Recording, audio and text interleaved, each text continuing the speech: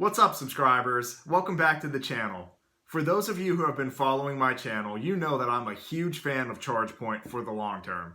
So in this video, I want to review their quarterly report that was just recently released. But first, if you haven't already, be sure to subscribe so that you get notifications about our future videos talking about the stock market and personal finances. And while you're down there, if you haven't already, be sure to check out the links in the description to get your free shares of stock from Webull whenever you open and fund your account, as well as $10 of free Bitcoin from Coinbase whenever you open your account and make your first $100 purchase of cryptocurrency. So grab a cup of coffee or your favorite beverage of choice, and let's jump into it. ChargePoint just released their fourth quarter and full fiscal year 2021 earnings report on March 11th. Before we start to look into the numbers, for any of you guys who may be new to the stock market and wondering why they're reporting their fiscal year 2021 results, ChargePoint's fiscal year actually ends on January 31st. So now that we're in March, they're actually in their first quarter of 2022.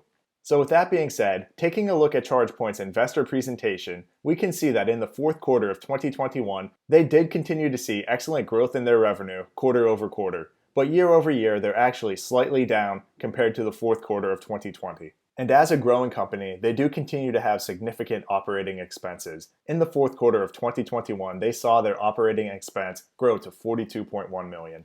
Taking a look at their numbers in more detail, we can see that the majority of their revenue continues to come from their networked charging stations. But year over year, the revenue that they saw from those charging stations is actually significantly down. But that was made up by growing revenue from their subscription service. And for the full year 2021, we actually saw ChargePoint grow their revenue by approximately $2 million year over year. But with that said, ChargePoint does continue to lose significant cash each quarter. In the fourth quarter of 2021, posting a net loss of just under $91 million, and for the full year of 2021, losing just under $200 million.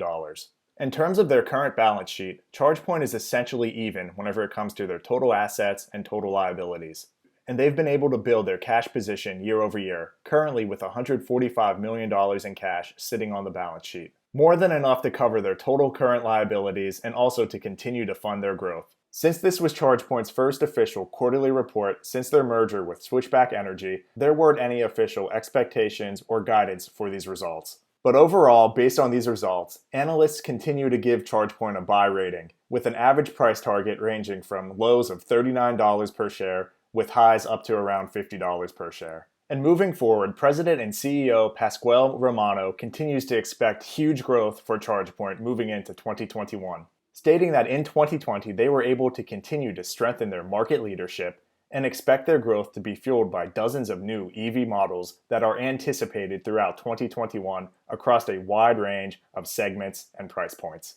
Despite what I consider to be an excellent quarterly report and a company that has a ton of long-term potential ahead of it under the guidance of amazing management, ChargePoint does continue to struggle here in the short term. But despite that, I will continue to add to my position whenever I can.